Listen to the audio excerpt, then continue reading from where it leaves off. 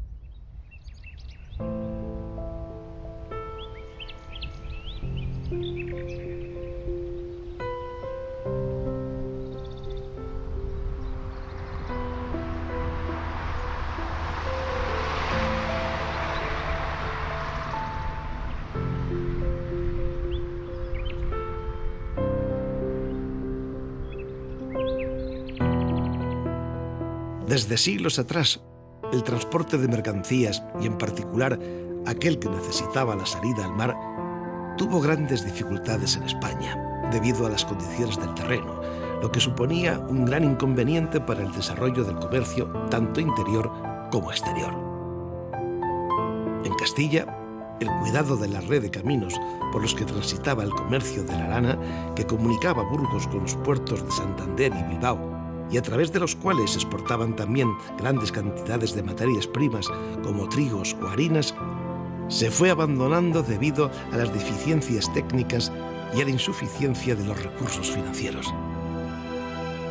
Estos tortuosos caminos, que a menudo se encontraban interrumpidos por arroyos, barrizales o vegetación, se volvieron intransitables o fueron desapareciendo.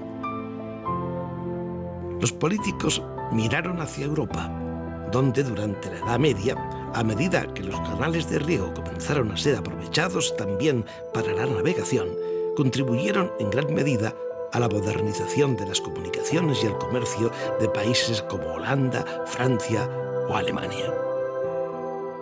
En el siglo XVI, en muchos lugares de Europa, en Francia, en Italia, en los Países Bajos, se construyen canales para la navegación, para las comunicaciones, y en España existe ese mismo proyecto que no llega a prosperar por dificultades técnicas, porque en principio se pretende hacer navegables los ríos, pero los ríos aquí son muy deudores del estiaje, su caudal de agua es muy variable con el tiempo, y queda en proyecto. Normalmente las historias tienen todas ellas sus preliminares y en el caso del Canal de Castilla, que es una obra del siglo XVIII, de mediados del XVIII, tiene antecedentes en la época de los romanos que se plantean hacer navegables algunos ríos para el transporte, para las comunicaciones y sobre todo en el siglo XVI.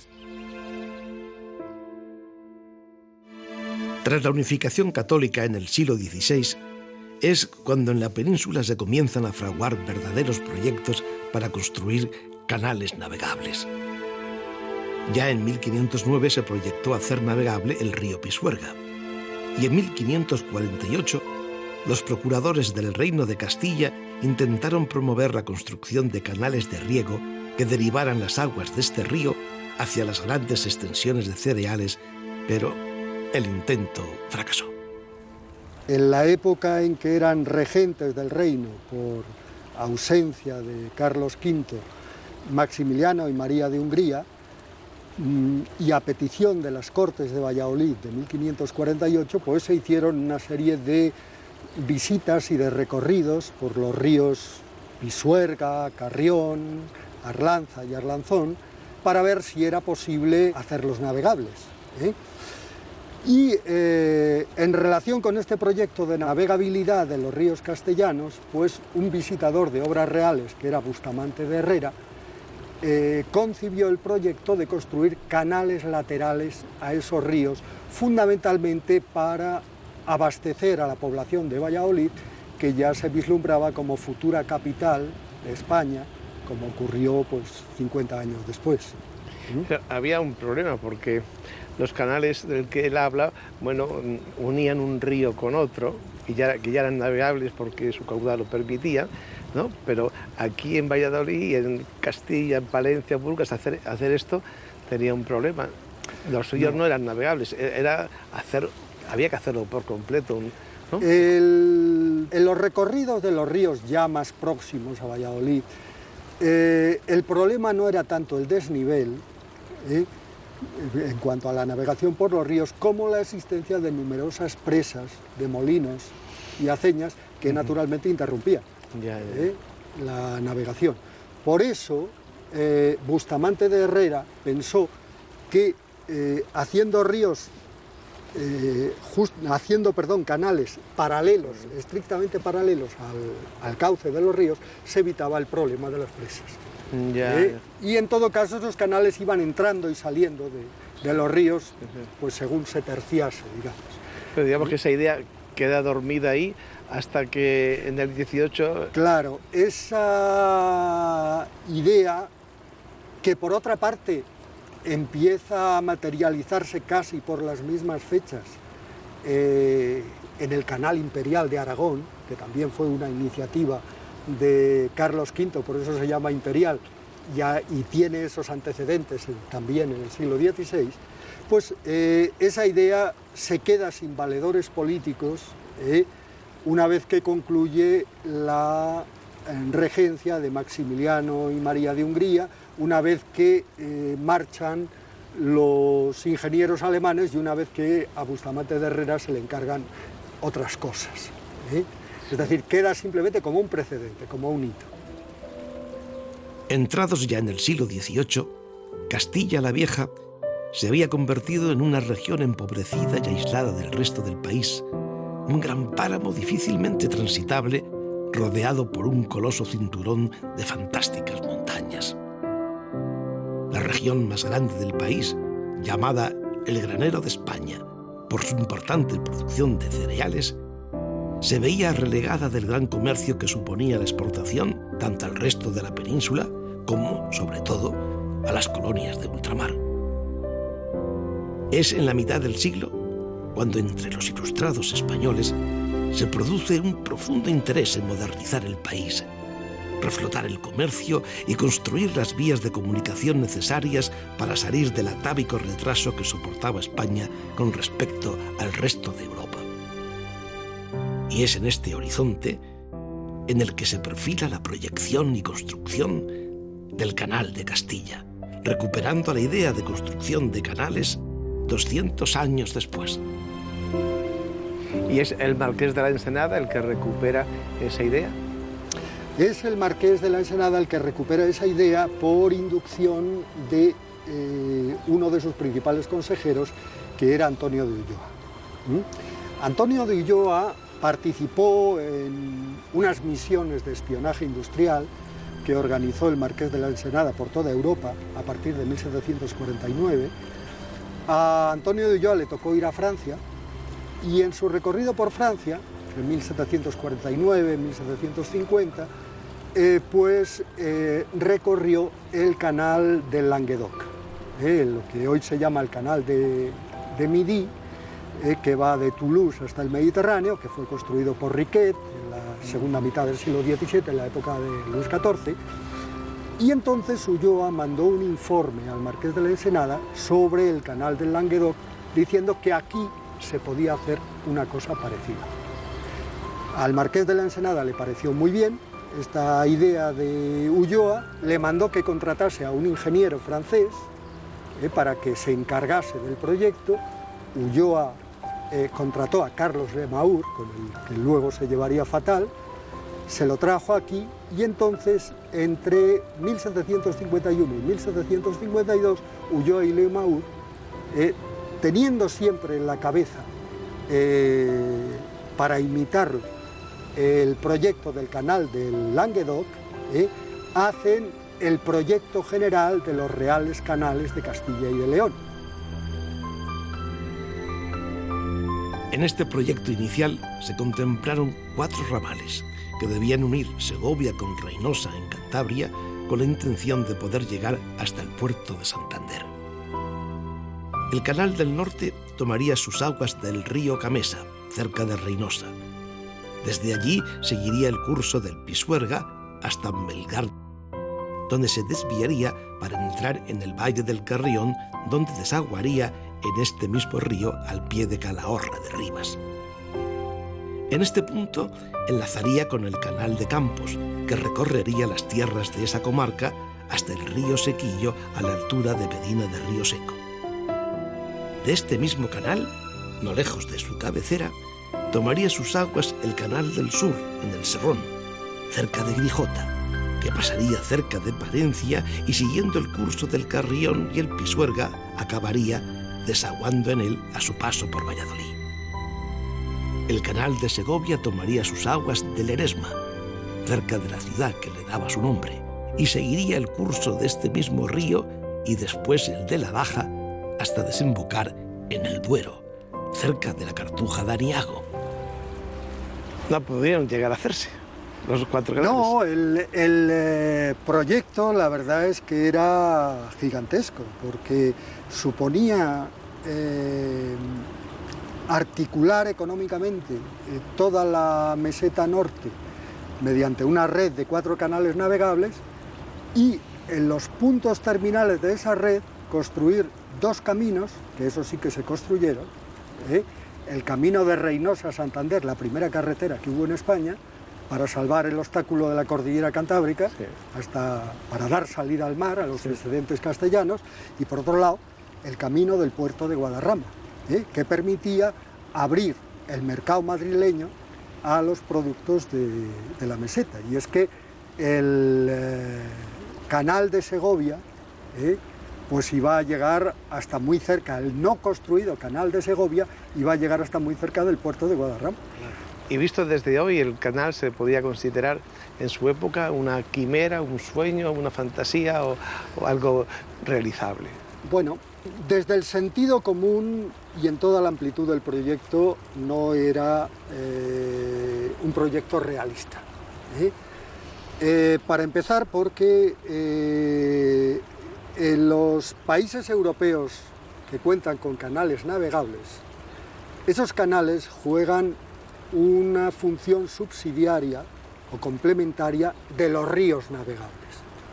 Claro, en España no hay ríos navegables y entonces a los canales de navegación se les asignó un papel sustitutivo, no complementario, con lo cual las obras eran mucho más grandes, el coste era mucho mayor y con el agravante además de que hay que tener en cuenta que un canal no empieza a ser útil hasta que se acaba, hasta que se concluye.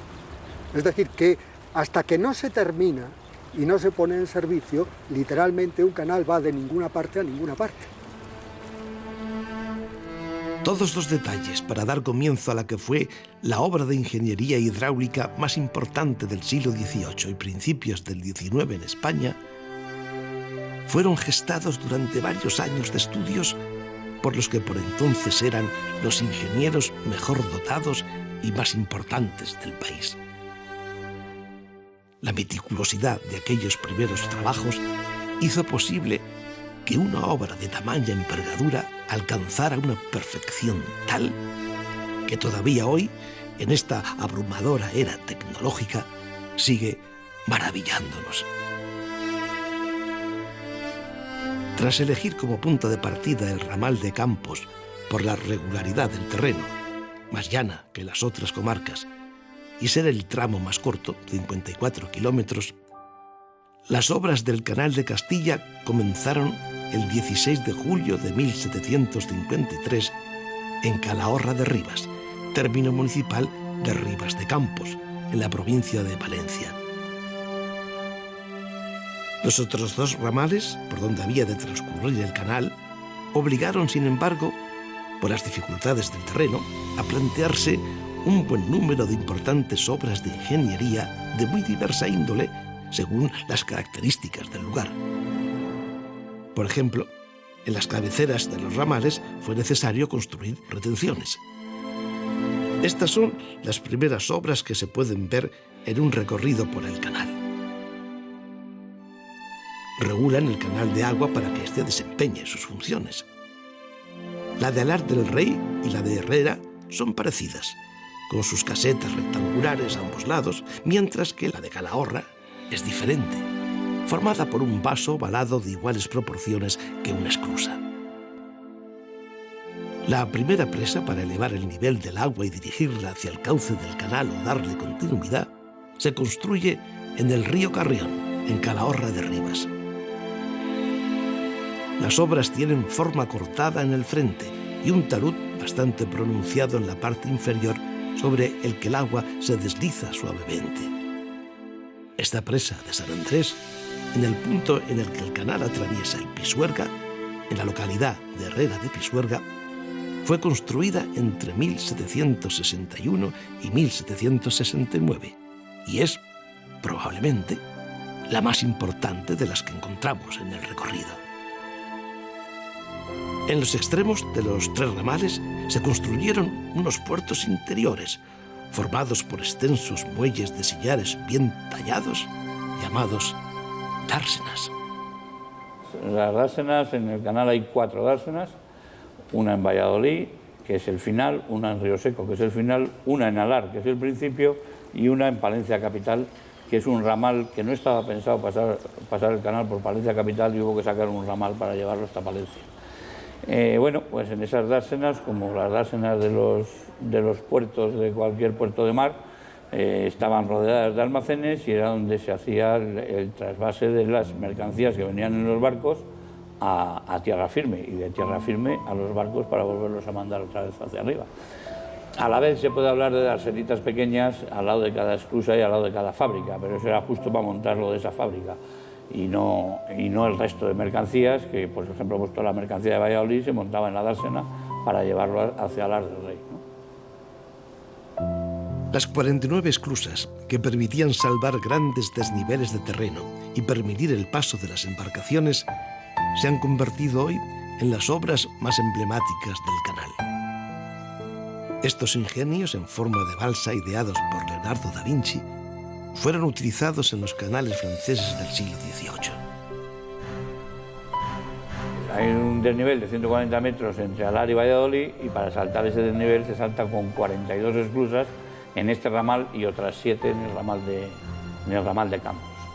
Entonces las esclusas, pues bueno, es un artilugio con compuertas, de forma que soltando agua o abriendo agua del vaso de arriba o del vaso de abajo se consigue que los barcos suban o los barcos bajan. Podríamos decir que estas enormes balsas de piedra, con su sistema de presa y drenaje que controla su caudal, funcionaban como ascensores acuáticos. Hay 2 modalidades de esclusas: las ovaladas, 34, construidas en el siglo XVIII, en la época en que el Estado construía las obras, que responden a las diseñadas por Leonardo, con compuerta hidráulica llamadas tipo mitra, por recordar estas presas a los tocados de los obispos, y las rectangulares, realizadas ya en el siglo XIX, llevadas a cabo por la Compañía del Canal. Son 15, todas las del ramal de Campos y las 8 últimas del ramal del sur. Se construyeron a lo largo del canal 70 puentes. Todos ellos llaman poderosamente la atención por su perfecta ejecución de un solo arco de medio punto, rebajado, escarzano o apuntado. En todas las esclusas llevan un puente, o llevaban un puente, alguno, o sea, derruido, llevaban un puente precisamente para pasar al otro lado del canal, porque claro, no era fácil pasar en aquel momento, y además, pues claro, todos los cruces de caminos necesitaban sus puentes. Esos puentes se construyen todos en sillería, todos son unos puentes espléndidos que siguen funcionando perfectamente y sigue pasando hasta tráfico rodado ahora por cualquiera de ellos. Estos puentes contaban también con un paso inferior, prolongación del camino de sirga para permitir el paso de las mulas de arrastre. Los construidos en primer lugar fueron los 3 que se pusieron en pie en el primer tramo del ramal de Campos: el de Valdemudo, el de Becerril de Campos y el de Villombrales. Y los acueductos es una obra muy curiosa también, porque el canal pasa por encima de los ríos. Sí, eso fundamentalmente el más grande es el que tenemos. Hay alguno más pequeño en el Sequillo, en el río Sequillo, pero el más grande es el que pasa por encima del río Abánades, que era como se denominaba entonces el río, y que tiene 5 ojos y es una mirada espléndida. Está en Melgar de Ornamental y es muy bonito. Está hecho, pues, yo creo que en el siglo XVIII está hecho ese acueducto y sigue funcionando perfectamente. Ahí lo que pasa es que en vez de hacer pasar al canal por debajo del río, por los problemas que eso tendría luego para poder remontar los barcos, no podrían pasar nunca por ahí, tendrían que salirse y volver a entrar. Lo que se hace es pasar el canal por encima del río. Junto a los grandes acueductos, como este de 5 arcos de medio punto, o el que cruza el río Sequillo con 5 arcos escarzanos, también se proyectaron otros menores de diferentes tipos, según el número de arcadas o el tipo de bóvedas utilizadas en ellos. El canal cuenta con 49 acueductos y los más numerosos son los que constan de una sola bóveda de arco de medio punto, mediante los cuales el canal salva pequeñas hondonadas producidas por arroyos, sangraderas o lancetas. Se contempló también la construcción de astilleros cerca de las dársenas, donde se construían las barcazas o se reparaban las que sufrían desperfectos, así como aliviaderos para recoger o soltar el agua del cauce cuando fuera necesario.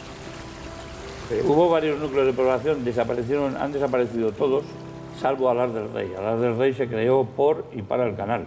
Luego ha sido un nudo ferroviario, pero antes del ferrocarril empezó con el canal. Como era el primer punto del canal, allí se creó un campamento grande que tenía hasta una cárcel de penados hay allí, que también es del canal. En fin, era el canal era Alar del Rey y Alar sí se ha quedado. Luego se creó la población de Abánades, de San Carlos de Abánades. Esa ha desaparecido, queda algún vestigio de la ermita. Se creó también algo de población cerca de Paredes, en lo que son las casas del rey. También ha desaparecido como población. Está Paredes de Nava al lado, pero ya no queda como población del canal. Como población del canal ya solo queda la del rey.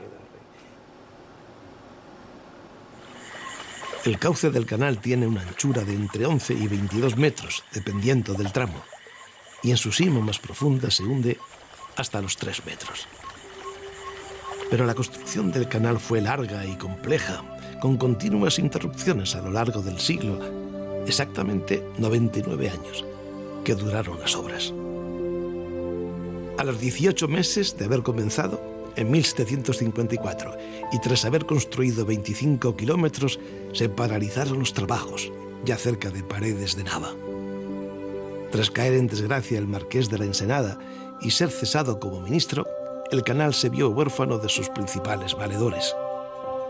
Alma mater del proyecto, artífice de las grandes reformas administrativas de Felipe V y Fernando VI, tras una deslumbrante carrera política, murió exiliado y recluido en la vallisoletana villa de Medina del Campo, a donde llegó desterrado de la corte acusado de traiciones, intrigas y conspiraciones políticas.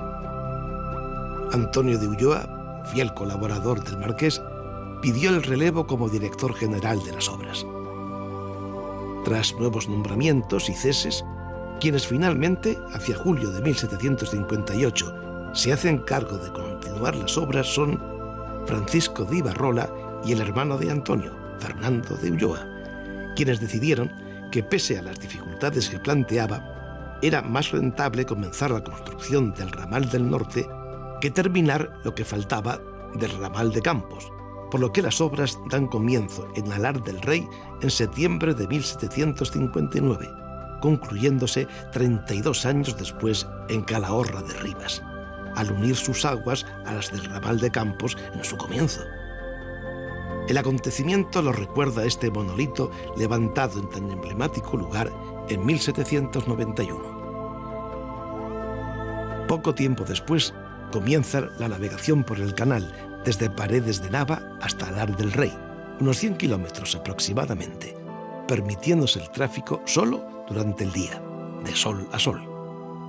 Las barcazas en principio eran movidas por un sistema combinado de arrastre y vela, pero con el paso del tiempo solo se mantuvo el arrastre, mediante caballerías como fuerza motriz. Las obras continúan, dando comienzo el año siguiente la construcción del ramal del sur en el Serrón, ya según el proyecto de Juan de Omar. Es entonces cuando se piensa en el aprovechamiento industrial del canal y comienzan a construirse, además de instalaciones auxiliares al servicio de la navegación, como almacenes, casas de empleados, peones o cuadras que ya existían, otros edificios para aprovechar la fuerza motriz de las esclusas, principalmente molinos. Hacia 1800 ya se habían instalado unos 25 establecimientos en el ramal del norte. 50 años más tarde, en 1850, el ingeniero Pedro Severo Robles incluyó en su informe de reconocimiento estos dibujos de Calahorra de Rivas y el Serrón, en los que, además de las mulas tirando de las barcazas, podemos apreciar el complejo industrial que se había ido organizando en torno al canal. A finales del siglo XVIII pues, hubo un aprovechamiento industrial, hubo fábricas de curtidos, hubo fábricas de harinas, las primeras fábricas de harinas, pero obviamente el aprovechamiento masivo del Canal de Castilla desde el punto de vista industrial tuvo lugar después de que estuviese concluido en todos los altos, donde está claro que de lo que se trataba era de poner una fábrica en cada uno de los altos de las esclusas, que no quedasen sin utilizar. La mayor parte de las fábricas fueron fábricas de harinas, esa fue la gran especialización, pero también hubo fábricas de papel, hubo algunas fábricas textiles, por ejemplo, incluso se pensó en industrias metalúrgicas. Una vez hecho el canal se rentabiliza de muchos modos porque los ilustrados era gente con cabeza y, por ejemplo, se sitúan a lo largo del canal sobre todo las fábricas de harina. Las fábricas de harina que transforman ese cereal. El recurso fundamental en ese momento, en el siglo XVIII, es la producción de cereal, que responde a la necesidad de alimentación que en aquel momento es una prioridad para el país, ¿no? Y los excedentes de cereal plantean la necesidad de comercializarlo fuera, de exportarlo fundamentalmente a Inglaterra y a los Países Bajos. En 1804, 12 años después de haberse comenzado a construir el ramal del sur, las obras se detienen de nuevo, en esta ocasión en Soto Albúrez. La ruina de las arcas del Estado, las diferencias entre los técnicos y sobre todo la guerra de la independencia son la causa de un largo periodo de inactividad. Se suspende la navegación, se abandonan las nuevas poblaciones y los almacenes, los molinos y las fábricas son objeto de continuos saqueos.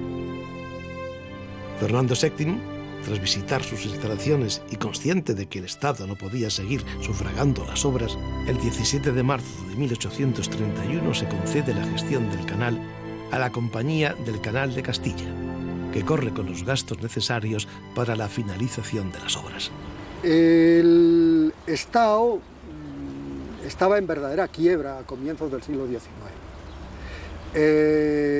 No disponía de fondos, no ya para continuar las obras, sino siquiera para mantenerlas, ni siquiera para mantenerlas.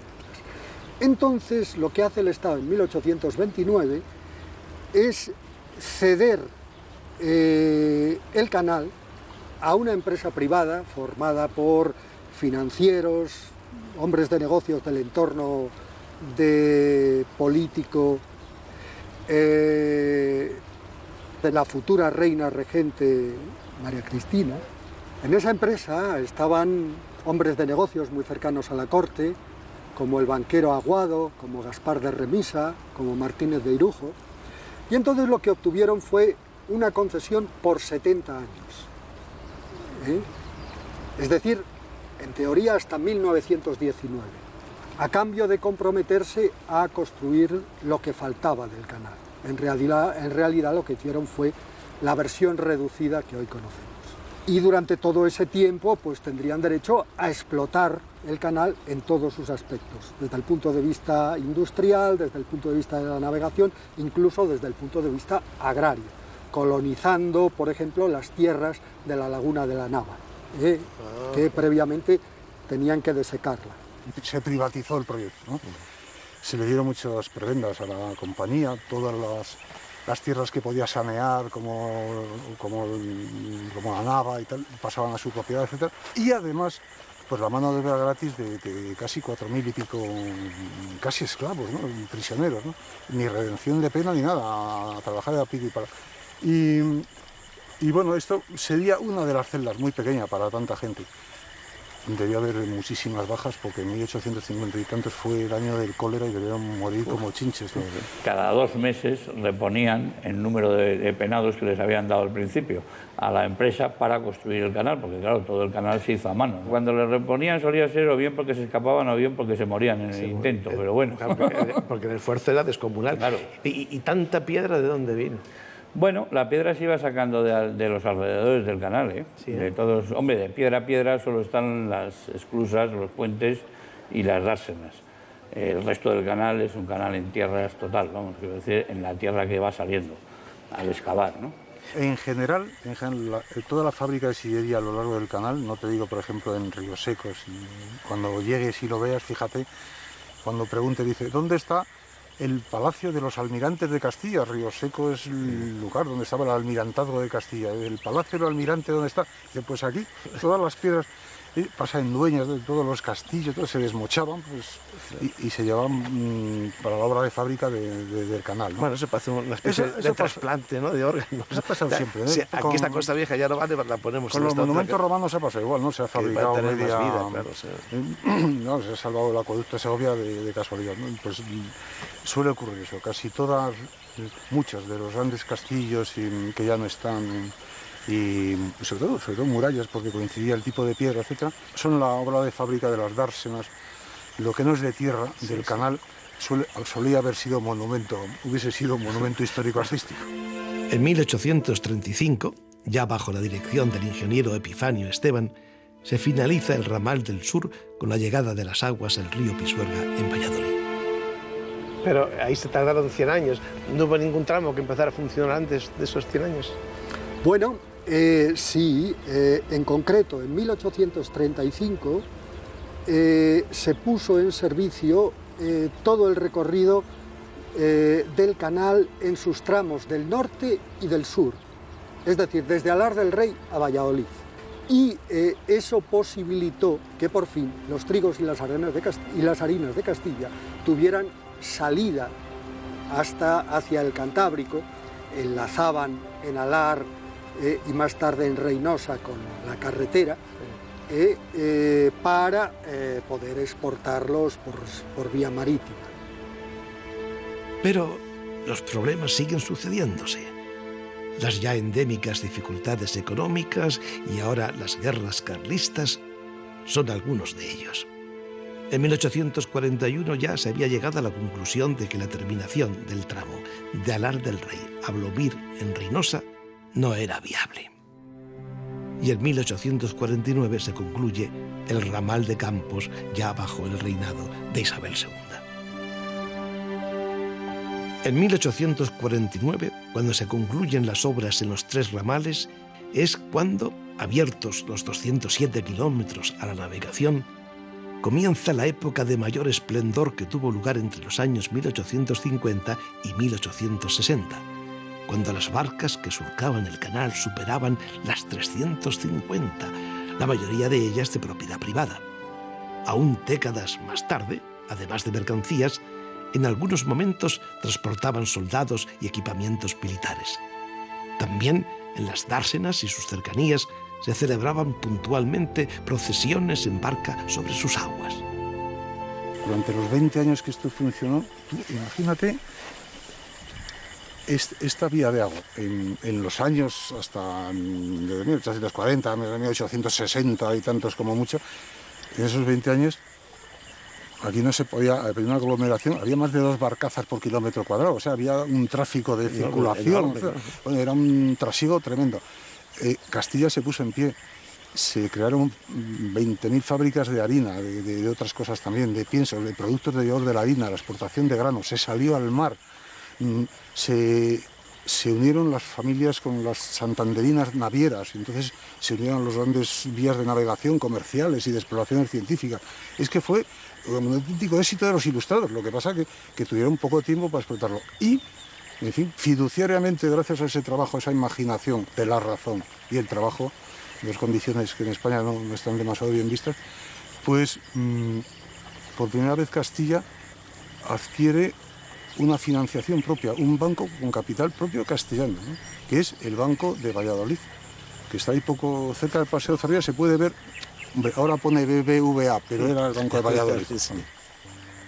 El canal había comenzado a ser el motor del futuro, un futuro que habría de enriquecer de manera fulgurante a esta región hasta entonces maltratada por la sequía, la miseria y el aislamiento. Aquella quimera dio su provecho. Pero en una versión reducida. Es una versión muy disminuida. Aproximadamente la longitud del canal construido en los 3 ramales existentes es como una tercera parte de lo proyectado. Pues a pesar de eso ha sido una fuente de riqueza para toda la zona. Sí, y hoy, muy limitada en el tiempo. Y hoy se cuenta como una red de abastecimiento de agua y para el riego. Si esto se hubiera terminado en el siglo XVIII, hubiera tenido unos efectos de arrastre sobre la economía castellana mucho mayores que los que tuvo, porque la mala suerte del canal es que cuando se terminó definitivamente en esa versión reducida en 1849, porque había quedado pendiente el canal de Campos hasta Medina de Río Seco, pues ya había aparecido en el horizonte una alternativa de transporte más eficiente y más rentable que la navegación por canales, que era obviamente el ferrocarril. Y fue el ferrocarril el que acabó hundiendo al canal, la competencia del ferrocarril.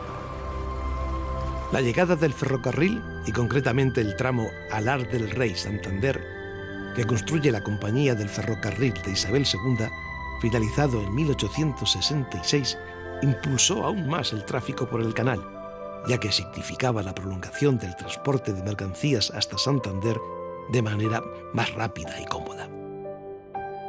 Los aspectos más característicos de la construcción quedaron plasmados en estas fotografías que el director de las obras, el ingeniero inglés William Atkinson, tomó entre 1855 y 1857.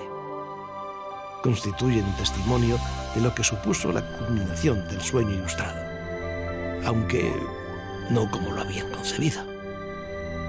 Sin embargo, cuando la línea se prolonga hasta Valladolid, pudiéndose transportar ya las mercancías directamente hasta Santander, el canal queda obsoleto, y aunque hasta 1919, año en que la compañía privada terminaba su contrato, se intentó reactivar el tráfico de barcazas, no se consiguió. En el año 1919 revierte, después de todas esas concesiones que hablábamos a empresas particulares, revierte al Estado, porque se acaba el periodo de la concesión y el Estado se plantea qué hacer con él, evidentemente. Y en el año 51 se empiezan a desarrollar los regadíos alrededor del Canal de Castilla. Y en el año 51 se cierra totalmente el canal al tráfico marítimo, un tráfico navegable, y se convierte en un canal para regadío. En este momento, del Canal de Castilla, en sus 3 ramales, riegan alrededor de 50.000 hectáreas, entre el canal directamente y los canales que salen de él, y abastece aproximadamente a 350.000, 400.000 habitantes. Porque del Canal de Castilla también beben 45 pueblos y poblaciones, entre ellos más de la mitad de Valladolid.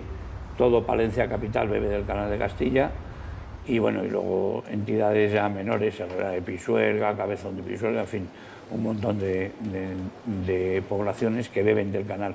Esos son los usos actuales. El canal desde 1991 tiene la protección monumental como conjunto histórico-artístico, pero no ha habido grandes avances en la recuperación de los elementos arquitectónicos del canal. Sin embargo, sí se ha recuperado desde el punto de vista medioambiental. El canal dejó de ser navegable en 1959, pero hoy nos ofrece todavía el tranquilo discurrir de su majestuoso cauce, un apasionante legado que esconde un pedazo de historia en cada rincón.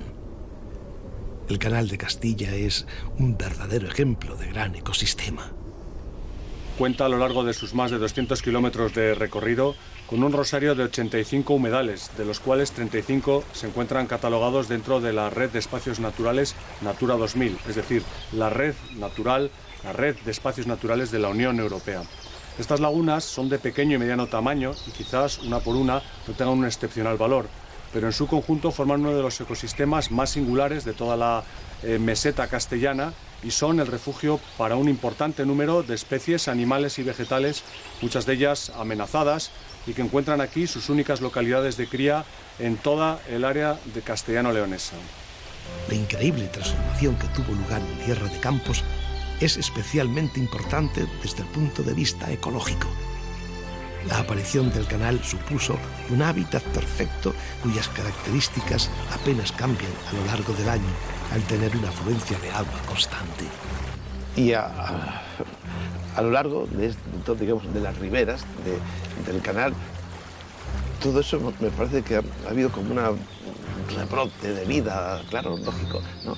A lo largo de esas riberas, los humedales, claro, piensa que el canal discurre por una zona fundamentalmente de cultivos cereales, una zona seca de la Castilla seca, y establece un cordón de agua, un cordón de vida, de vegetación que atrae fundamentalmente a los pájaros.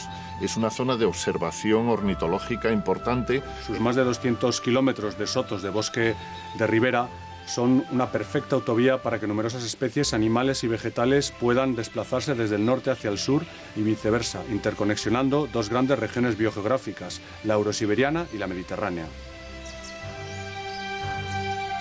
Encinas, robles, chopos y un sinfín de plantas arbustivas y acuáticas perfilan los bosques de la ribera.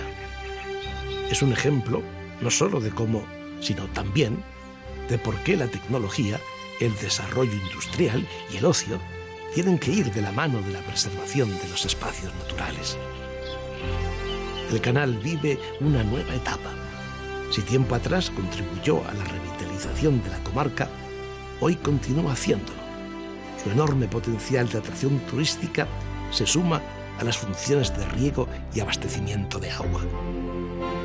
El Consorcio para la Gestión Turística del Canal de Castilla ha puesto en marcha, dentro de su plan de excelencia, un proyecto con importantes inversiones en infraestructuras. Se han recuperado esclusas, acondicionado edificaciones como equipamientos turísticos o se han instalado pequeñas centrales eléctricas, entre otras actuaciones. Conjuntamente, con la Confederación Hidrográfica del Duero.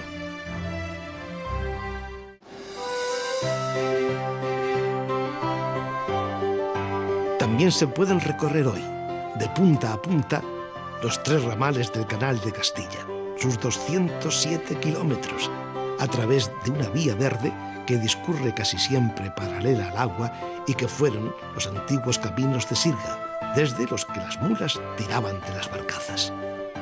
Se ha señalizado el trazado para que quienes lo visiten, bien sea a pie, en bicicleta o a caballo, puedan recorrerlo por etapas sin temor a que ningún vehículo les importune. Un verdadero regalo para los amantes del deporte y la naturaleza.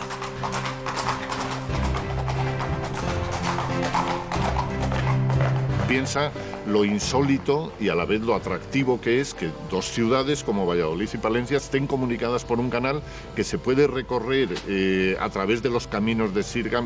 Realmente a mí me parece que es un hilo conductor que en medio de la tierra de campos en la que no hay árboles pasa el canal con su escolta de chopos, de árboles, de verdor. Y ahora tengo entendido que hay un barquito que hace un recorrido por allí, Sí. ¿no? Ahora mismo hay turísticos, hay tres o cuatro barcos puestos, uno por cada diputación por las que pasa el canal, que son Valladolid, Palencia y Burgos, y ese precisamente es el de la Diputación de Burgos, que pasa por encima del acueducto de Abánades y llega hasta una cosa que se llama Carrecalzada, que está muy cerca del Melgar de Fernamental, y es donde están los almacenes de ese tramo de canal. ¿No les parece atractivo un viajecito en el barco por el canal? Sí, ¿verdad que sí? A mí también. Además del San Carlos de Abánades, se puede disfrutar también de un delicioso paseo por el canal en el Marqués de la Ensenada, en Herrera de Pisuerga. Desde el embarcadero, junto a la presa, hasta la esclusa Sexta.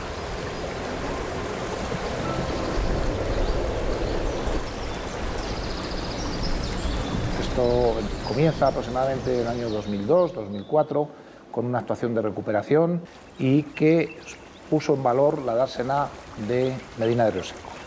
Y no solo eso, sino que sentó las bases para poder iniciar el primer tramo navegable del Canal de Castilla, con el primer barco que supuso pues, una novedad en esa demanda, en esas posibilidades de uso que ya se avanzaban o se vislumbraban de la potencialidad del Canal de Castilla para usos turísticos.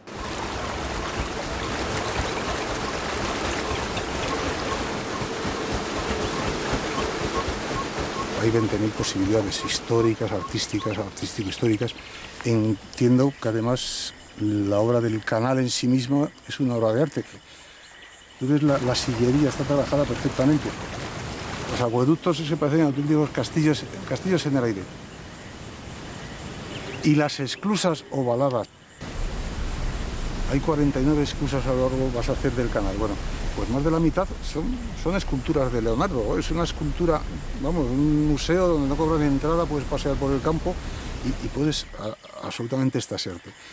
Porque el diseño de las esclusas son un modelo esclusa Mitra que no se empezó a edificar hasta el 17 con el Languedoc, y probablemente este sea el último gran canal que utiliza este tipo de esclusas. Y es, bueno, todo lo que ha sido la modernidad del hueco habitable, la curva, está aquí, ¿no?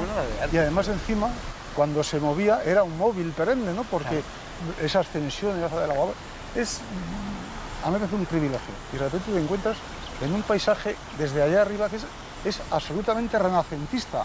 Porque aparte de todo este diseño de Leonardo, este diseño de la naturaleza aquí puesta, no, mira, las puestas de sol que he visto son maravillosas. Bueno, he visto unos cielos que son esos de gritar de bonitos que son. Y los cielos, el cielo abierto, claro, es que es tierra de campo, ¿no? Estos son los campos góticos donde te encuentras verdaderamente esta planicie y la soledad, el silencio. Tiene un montón de atractivos.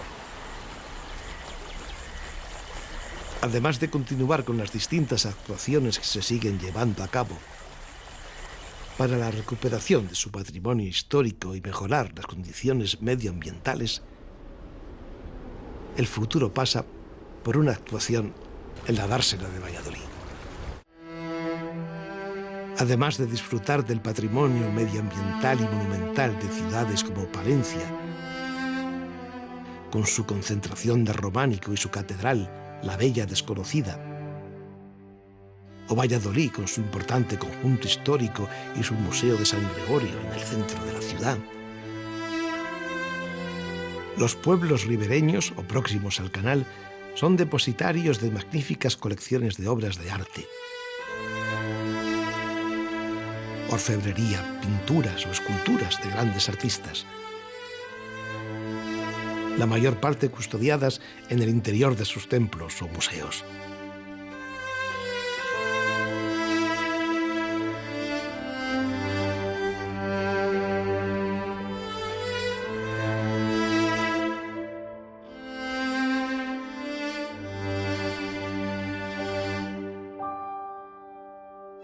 Movidos unos por estas y otras razones, como sus gentes, su gastronomía y su historia, y tras el ocio y el deporte, otros, cada vez más viajeros como nosotros ponen rumbo a estas tierras. Primero, Reino de Castilla, luego Castilla la Vieja y hoy Castilla-León, para disfrutar del poderoso espectáculo de la naturaleza.